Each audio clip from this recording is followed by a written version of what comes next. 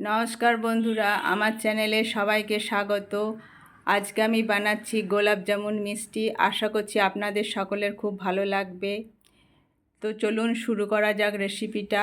প্রথমে আমি half litre দুধ নিয়েছি, দুধটাকে ফুটিয়ে একটু ঘন করে নিয়েছি। তারপর ওর মধ্যে 4-5টা এলাচ থেঁতো করে ওর মধ্যে গুঁড়ো করে ওর মধ্যে দিয়ে দিতে হবে।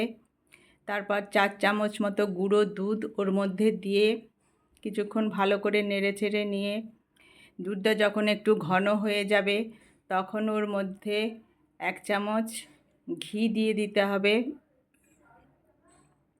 তারপর আবারও সব কিছু একটু মিশিয়ে নিতে হবে।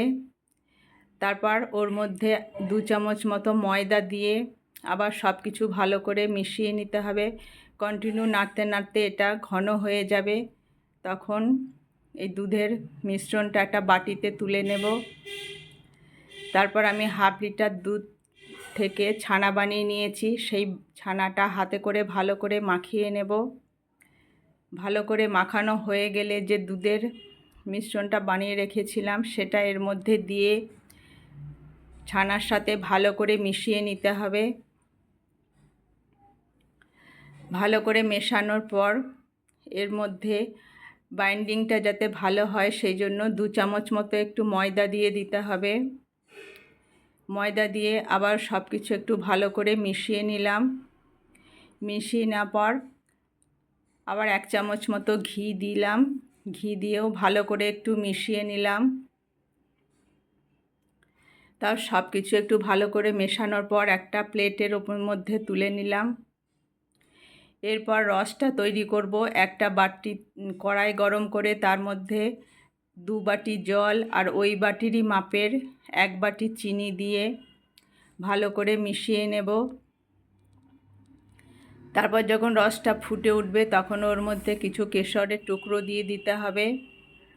এবার আমি গোলাপ জামুনগুলো ভেজে নেব। তো যে পেস্টটা বানিয়ে রেখেছিলাম হাতে একটু ঘি নিয়ে ওখান থেকে অল্প অল্প করে নিয়ে গোল গোল করে গোলাপ জামুনের মতো তৈরি করতে হবে।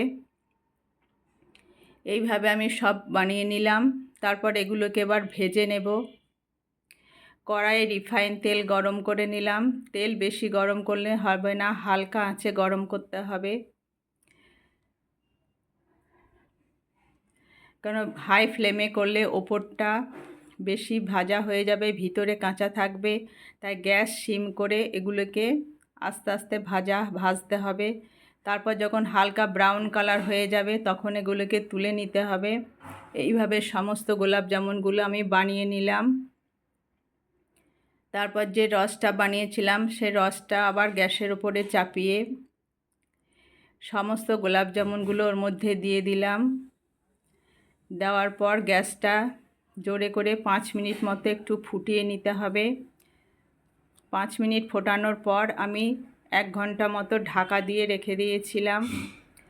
তারপর তৈরি হয়ে গেল আমার গোলাপ জামুন। একটা বাটিতে ঢেলে নিলাম।